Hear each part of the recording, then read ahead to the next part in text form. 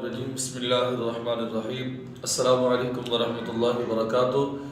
ایک میرے بھائی نے سوال کیا ہے شادی کے حوالے سے کہ شادی میں بندش ہے، رکاوٹ ہے، رشتہ نہیں ہو پا رہا، تو یہ سب کے لیے ہے جن میری بہنوں کی شادی میں رکاوٹیں ہیں یا جن میرے بھائیوں کی شادی میں رکاوٹوں کے اسباب ہیں یا بندش ہے، تو ان کے لیے ایک بہترین وظیفہ ہے سماعت فرمانے۔ تو وظیفہ یہ ہے، نماز فجر کے فوراً بعد یا ذل جلال والاکرام 312 مرتبہ پڑھیں اور اپنے نیک رشتے کی دعا مانگیں، تو انشاءاللہ جلد ہی شادی کے اسباب پیدا ہو جائیں گے۔ اور دوسرا وظیفہ یہ سماعت فرما لیں، جن میری بہنوں کے رشتے نہیں ہو پا رہے یا میرے بھائیوں کے رشتے نہیں ہو پا رہے یا رشتے میں رکاوٹ ہے یا بندش کا شعبہ ہے، روزانہ بعد از نماز فجر ہر بار یعنی بوضو ہونا ضروری ہے،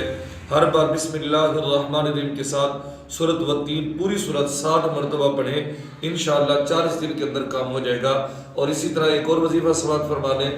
رات کو عشاء کی نماز کے بعد یعنی جب آپ نے سونا ہے، سونے سے قبل